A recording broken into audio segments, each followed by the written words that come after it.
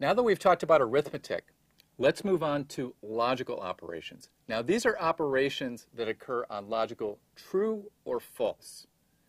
Now we only have two states here. True we're going to represent with a 1, and false we're going to represent with a 0. Now there are three main logical operations, and, or, and not. And we're going to define those with the aid of something called a truth table. What a truth table does is it enumerates for all possible values of the inputs what the value of the output is. Let's take an example here where I have two inputs, A and B, and let's write out all the possible values of those two inputs.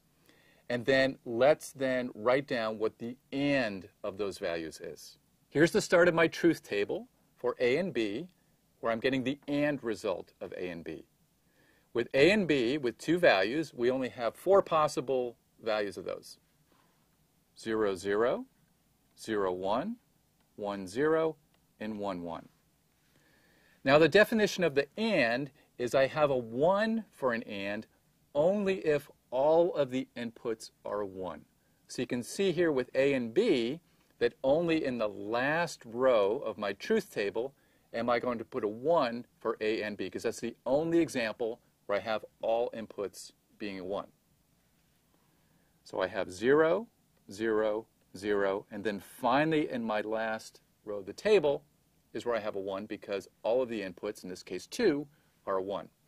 Now we can extend this AND definition to any arbitrary number of bits. So if I have, say, 32 bits, then only when all 32 are a 1 am I going to get a 1 for the AND. Now OR is different in that if any of the inputs is a 1, then the OR is defined to be a 1. So again, let's look at a truth table for A and B for a two-input OR function.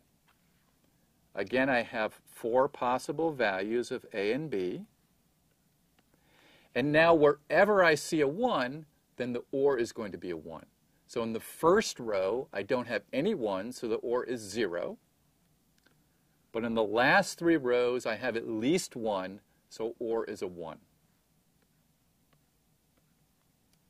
Now, like the AND, we can extend the OR to any number of bits. So if I have 23 bits, if any of them is a 1, then the OR will be a 1. So only when they're all 0 will I get a 0. Let's move on to the last function, which is NOT. Now, NOT has only one input. We're showing this as A in our truth table. And NOT is just the opposite of our input. So when A is a 0, then the NOT is a 1. And when A is a 1, then the NOT is a 0. So I have 0 and 1, two possible values of A. And NOT is just the opposite, 1, 0. Now we can treat an n-bit number as a group of n logical values. And what we do is we apply the operation on each of those bits independently. So let's go do that. Here's an example where I have two 8-bit values, and I want to AND those together. What I do is I AND the corresponding bits that line up here. Now you can start anywhere. You can start on the left, on the right, you can start in the middle, because they're all independent of each other. I'm just going to start on the right like we do for arithmetic. I start with the rightmost bits, and I have 1 and 1, and the AND of those, 1 and 1, is 1. The next two bits, I have 0 and 1, that's 0. 1 and 1 again, I have a 1, and I just do this for all of the remaining bits.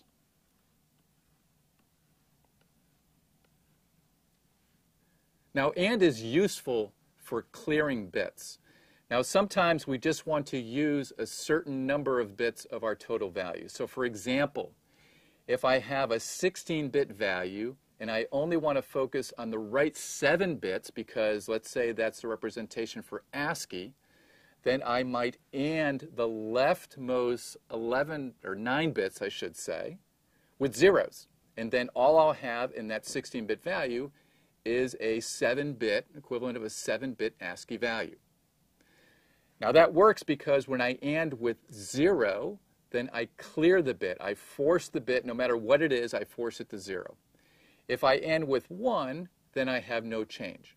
So in our example of wanting to take a 16-bit value and only focus on the right 7 bits, then I have 0 for the leftmost 9 bits, so that those will be cleared, those would be zeros.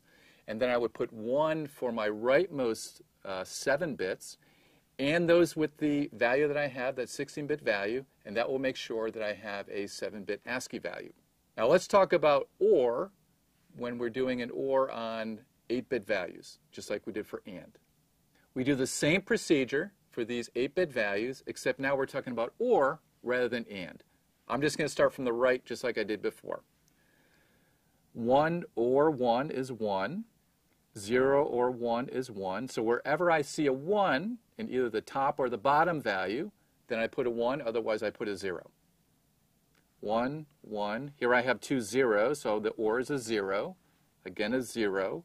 1, 1. And this is the OR of these two 8-bit values. Now this is useful for setting bits, for forcing them to 1. So if I OR a bit with 1, then that's going to force that value of that bit to a 1. If I OR it with 0, then I'm just going to retain the value. So this does the opposite of what the AND does. The AND is useful for forcing values to 0. The OR is useful for forcing values to 1. Let's now talk about how we do NOT on a multi-bit value. Again, we'll do it on an 8-bit value. Now this is easy. All we do is flip every bit. Here's an 8-bit value. The NOT is wherever you see a 1, you make a 0. Wherever you see a 0, you make a 1. I have 0, 1, 0, 1, 1, 1, 0, 0. Again, you can start from the left or start from the right, start from the middle. It really doesn't matter because you're doing each bit independently.